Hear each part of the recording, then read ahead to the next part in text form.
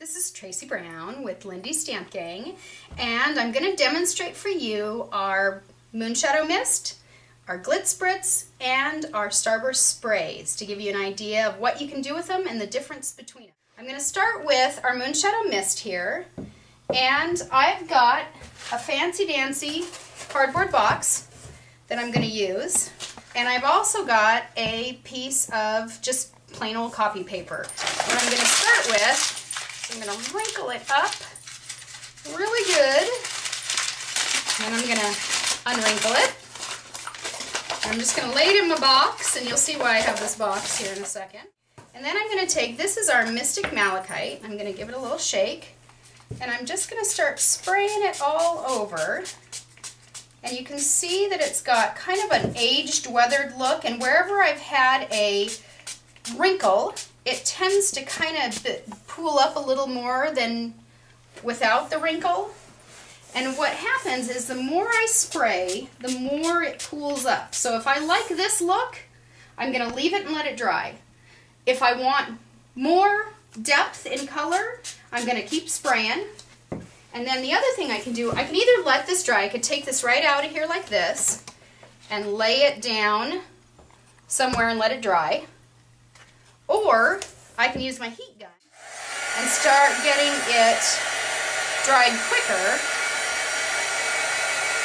And what I found with the heat gun is as it dries, it tends to get in the pooled spots, it tends to get a little bit darker than when you dry it air dry. Another thing I can do is in those areas that are still kind of wet, I can sprinkle a little bit of embossing powder on there. And obviously the embossing powder is going to stick wherever there's something wet, and then it's going to blow around where it's not wet, which is why we have this great box. But as I heat up that embossing powder, I still get some of that moonshadow depth from below, but then I also get the embossing powder on top, which just gives a little bit more texture and dimension to this background.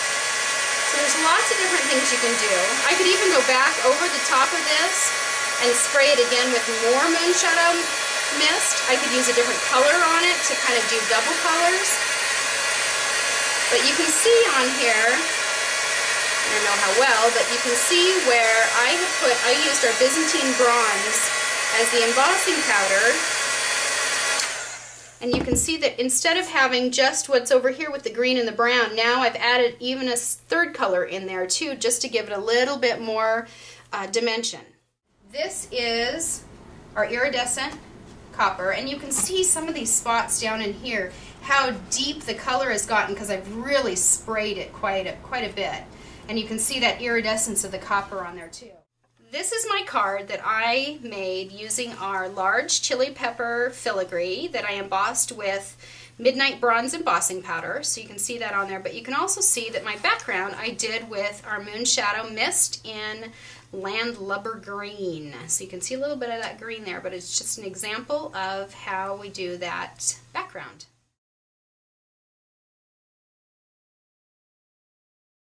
This is a card that we have done with our English Oak Leaf Filigree, a large one, that I have embossed in a couple of our different Midnight embossing powders, Midnight Teal, Midnight Violet, and maybe even Midnight Emerald. And then I've stamped over the top, which gives it this texture. But what I really wanted to show you is this background. If you look at it, you can see it's got all different kind of hills and valleys and creases, and this is done with our Starburst Sprays. So I want to show you how to do that.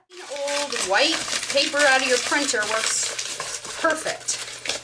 So I crinkle it all up, then I kind of flatten it back out. And then I'm going to use our Starburst Spray, the Delphinium Turquoise. I'm going to shake it up, make sure everything's all shaken. And then I'm just going to start spraying, and you can see this particular color is a really vibrant turquoise.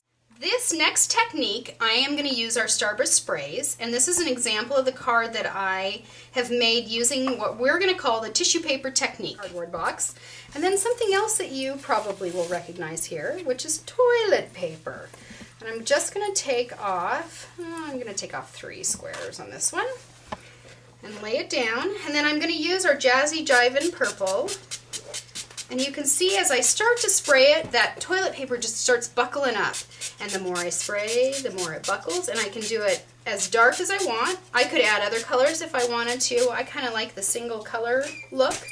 And then all I'm going to do is either heat it with my embossing gun, my heat gun, or leave it to just dry. Because what I found is if you want this texture, leaving it to just dry is probably your best bet. When I use the heat gun on it, it kind of flattens it a little bit. So that is our tissue technique. One of the other things that you can do with our filigrees and with all of our different spray products is that you can use that filigree as a stencil.